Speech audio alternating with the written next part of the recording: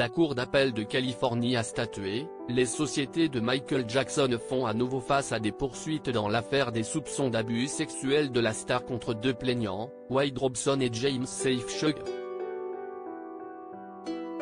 La saga judiciaire entourant le roi de la pop, Michael Jackson, voit s'écrire un nouveau chapitre.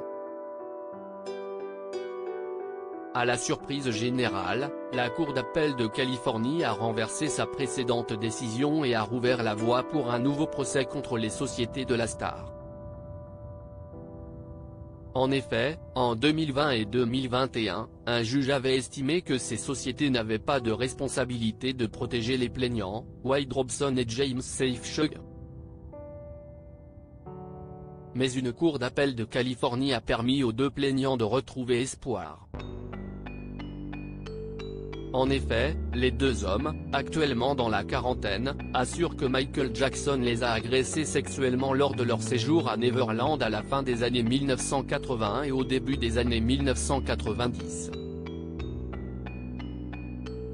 Leur histoire a été largement médiatisée suite à la diffusion du documentaire de 2019 diffusé sur HBO, Living Neverland.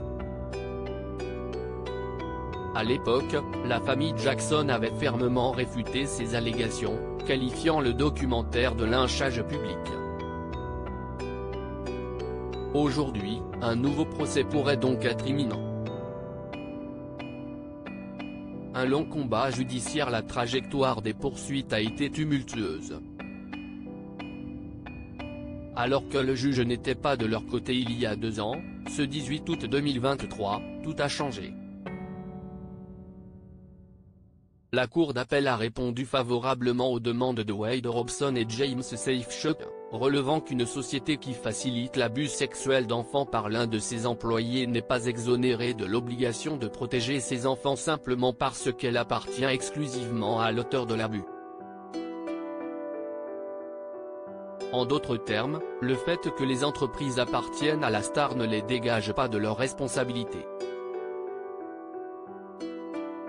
Vince Finaldi, représentant légal de Wade Safe Sugar et James Robson, a salué cette décision, estimant qu'elle rectifie des verdicts précédents qui auraient pu établir un dangereux précédent.